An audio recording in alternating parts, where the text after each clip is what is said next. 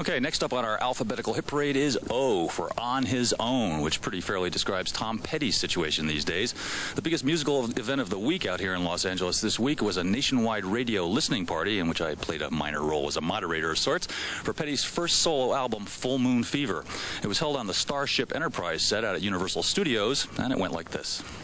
A whole bunch of people turned up for Tom Petty's listening party, and judging by the early reviews, Full Moon Fever seems likely to be Petty's next big hit. It's worth listening to over and over again. It's great. It's a great album. It's rock and roll at its best. He is so hot. That's all I gotta say. He's so hot. Petty never really wanted to do a solo album. He was just fooling around with his friend, producer Jeff Lynne, back in late 1987, and together they wrote and recorded 2 songs in just 2 days. So I said, let's just do, these went pretty fast, let's just do some more and I'll call it the solo album. So that's how it happened, really. Petty roped in Heartbreakers guitarist Mike Campbell and percussionist Phil Jones and completed 9 tracks over the next several months, but then got seriously sidetracked by the totally unexpected success of something called the Traveling Wilburys. After that, though, he tossed off 4 more tracks and his first solo album was complete. By now it included 1 song with George Harrison, the single I Won't Back Down.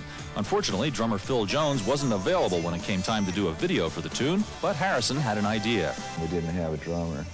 And it was just the classic case of George saying, well, Ringo could do it, maybe, and we called him up, and he was, you know, he was free that day, and came down and hung around with the boys. It was great, really.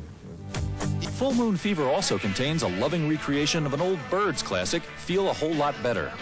We just recorded it, did an absolutely shameless, shamelessly faithful version of it, you know. It's just no excuse, really, for behavior like that. In short, Full Moon Fever is a very eclectic mix of music.